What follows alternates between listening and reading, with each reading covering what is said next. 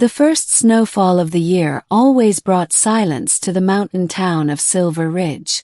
Thick pines bowed under white weight, chimneys smoked gently, and the world felt frozen in time. Most residents loved it. Except Evan Clarke. For him, winter only meant reminders of people who left, promises that broke, and loneliness colder than any frost. Evan worked the graveyard shift at Ridge Point Observatory, a secluded research station west of town. On one particularly quiet night, long after midnight, he stepped outside for the usual routine, adjusting the external antenna, recording wind resistance, making sure nothing had iced over. The snow was deep, the air was sharp, and the night sky was unnaturally bright. Then he saw it. A streak of light ripped across the heavens, too slow to be a shooting star, too silent to be a jet. Before he could react, something crashed into the forest a few ridgelines away.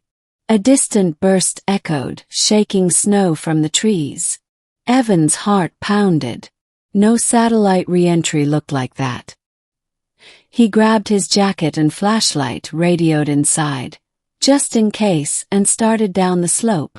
Halfway through the pine forest, he heard it, a faint, ragged breathing. He followed the sound until his beam landed on a shape curled in the snow. Not a meteor, not debris. A girl. Pale lavender skin, long silver hair, clothes unlike anything on Earth. Light armor torn and burned. Her body trembled from cold. She tried to lift her head but collapsed again, gasping, barely conscious. Evan fell to his knees beside her. "Hey, stay with me. You're freezing." Her eyes fluttered open, bright, luminous violet, and she whispered something he didn't understand. Sounded like a plea. Evan knew one thing. If he left her there, she wouldn't survive until morning. He scooped her into his arms. She was cold, too cold, like snow itself. As he carried her back through the forest, she weakly gripped the front of his coat, holding on as though his warmth was the only thing keeping her alive. He didn't stop running until they reached the observatory. Warning middle. A night no one was meant to see. Inside the observatory, Evan raced her to his private quarters, a tiny room with a bed and a spare heater. He wrapped her in blankets, hands shaking. She tried to speak again, voice broken and hoarse. Please, don't let them take me." He couldn't understand everything, but the fear in her eyes told him enough. She wasn't just hurt. She was running. Her temperature kept dropping. Evan sat beside her on the floor, holding her hands between his palms, trying to give her warmth. Hours passed. Her breathing steadied, but she still clutched his sleeve like a lifeline. Just before dawn, alarms screamed across the station. His supervisor burst into the corridor. "Did you see that crash? Something came down near the ridge. Search and rescue teams, and possibly military, are inbound. Something's out there." Evan's blood ran cold. If they found her, if they took her, there would be no mercy, no compassion, no help. To them she'd be a specimen, not a person. He sat back beside her bed. "You're not safe outside. I'll keep them away from here. I promise." Her eyes softened, trust shining through fear.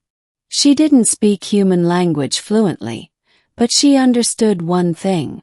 He chose to protect her. He turned off the heater's fan to hide noise and dimmed the lights. She watched him silently, as if searching for the motive behind his kindness. Finally, she spoke softly, struggling with the words. "Why do you care?" Evan hesitated. He'd hidden from his own hurt so long he'd forgotten how to share it.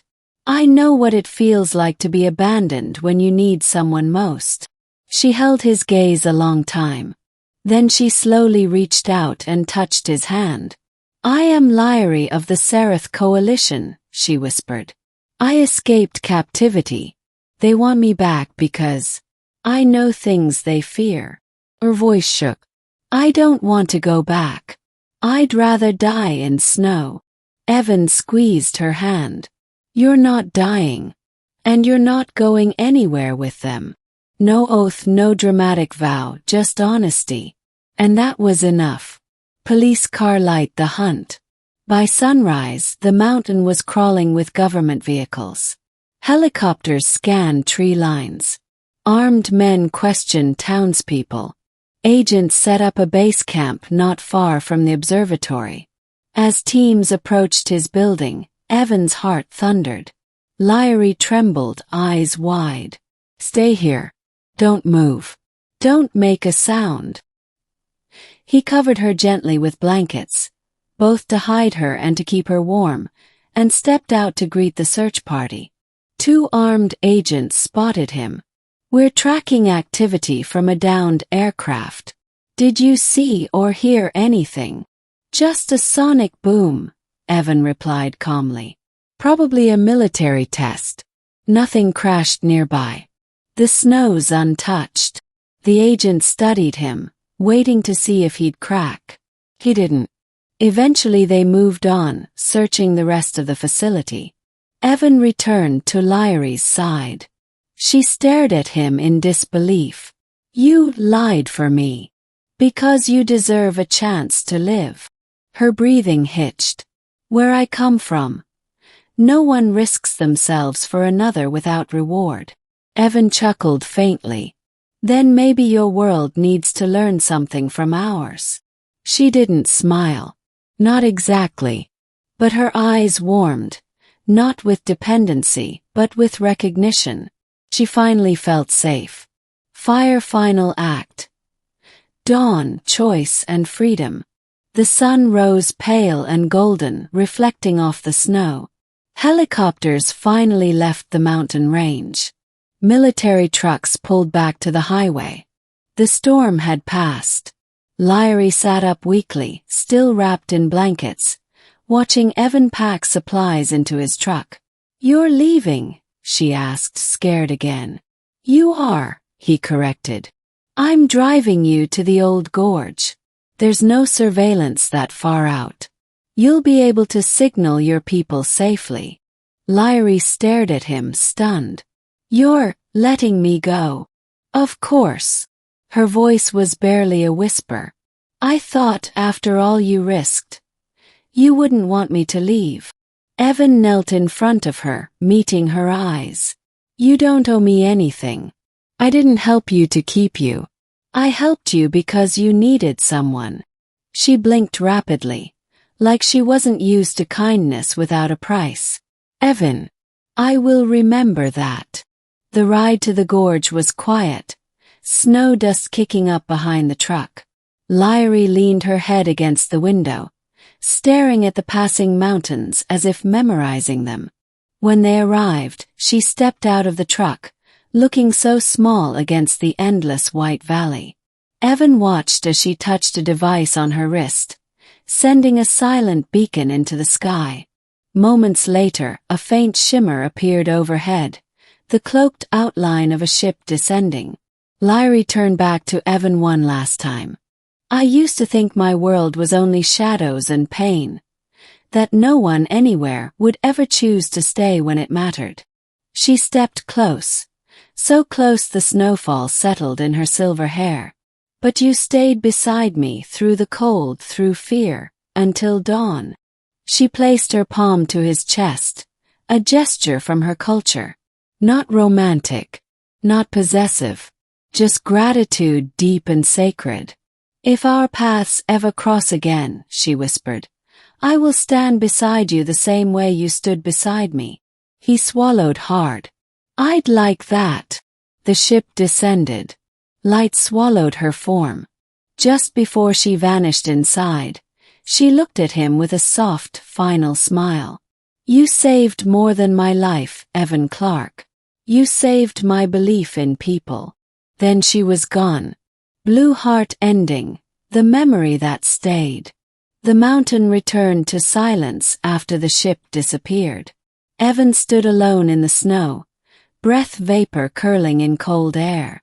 Yet for the first time in years, he didn't feel lonely. Someone out there in the stars carried his memory, not because of duty, debt, or fear, but because he chose to stay when she needed someone most. Back at the observatory that night, he stepped outside again. The sky shimmered with stars.